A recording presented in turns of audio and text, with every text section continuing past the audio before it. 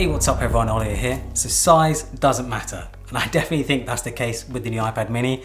I've been using it for the past week or so now. Here's my review. So the most notable thing about the new iPad mini is that it's completely redesigned compared to the previous gen. However, it's not a new design, it's actually quite familiar, as it follows the same design as the iPad Pros, which have had this design since 2018. I'm a huge fan of the design and have been since the 2018 iPad Pro, and I'm sure many others will also agree. The squared off edges, the rounded corners, the thin profile, and even the bezel that goes all the way around the screen just makes it look very modern. I'm sure if Apple wanted to, they could have made the bezels even thinner, but there is a reason why they're there in the first place, and it's because you don't hold it like you would a phone.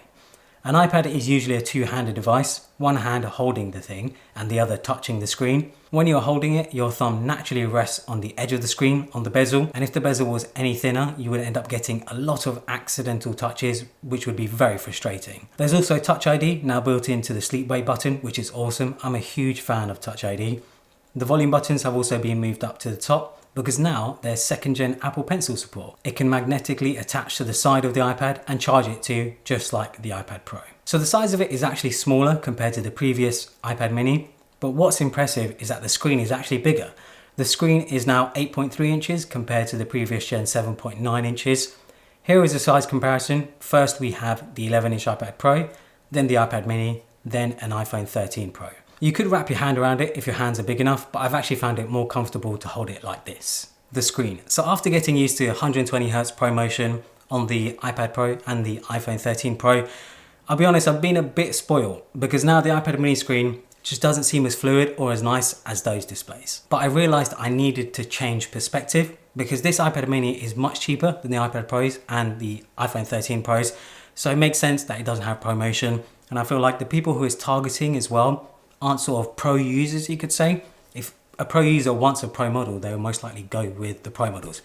But yeah, I think with the iPad mini, it makes sense that it only has a 60Hz display considering the price. In real world usage, it's really not a big deal, as most of the stuff that I'm doing include reading, looking at websites and watching videos. None of them actually require or need 120Hz. So the jelly screen. A lot of articles, a lot of people talking about the jelly screen and how when you scroll, you can see the text jellying around.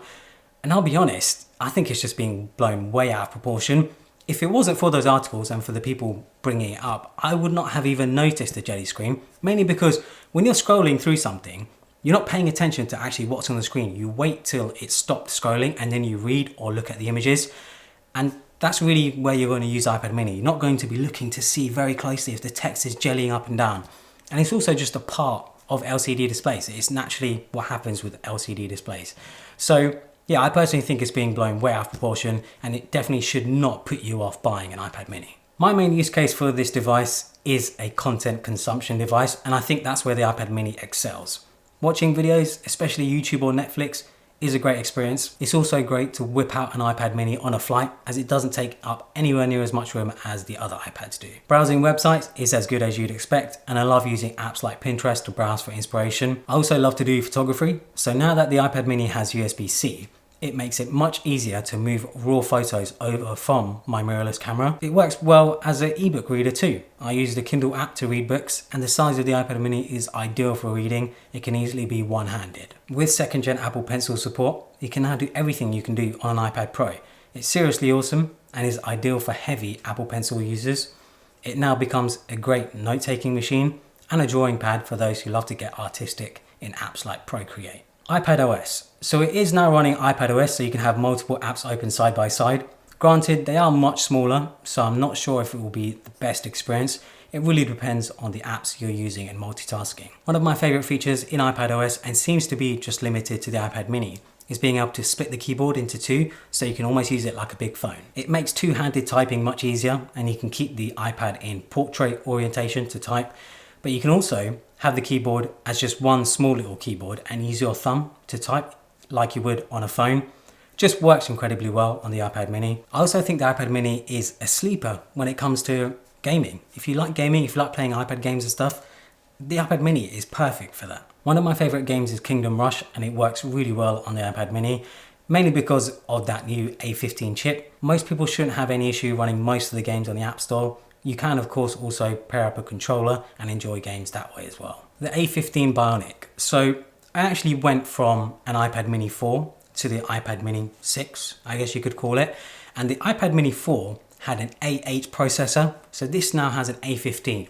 So the jump in performance is literally night and day. It's unreal. The performance feels very similar to my iPad Pro in everyday use. I have no issue editing photos in Lightroom, which is the most performance intensive use case for me. I'm sure the M1 iPad Pro would be even better at more intensive stuff, but unless you're doing video editing or something else that requires a lot of horsepower, the A15 should handle nearly everything. Battery life. So the iPad Pro has spoiled me, because with the iPad Pro, I could use it for like a day or so, then leave it for a week or two and come back to it and it would still have battery life.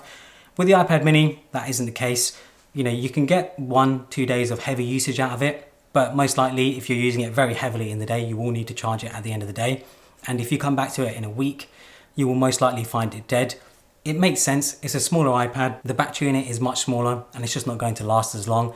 But yeah, don't expect the same sort of battery life that you'd get from an iPad Pro.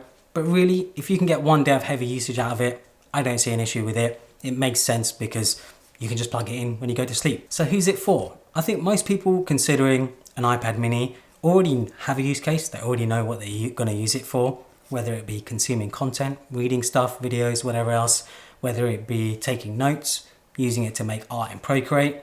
In Apple's keynote, they even said it has a lot of professional use cases, like pilots and doctors that use it for work. I think this would actually be a really good option for students because it's cheaper than the iPad Pro. And if you use student discount, obviously you get a discount that way as well.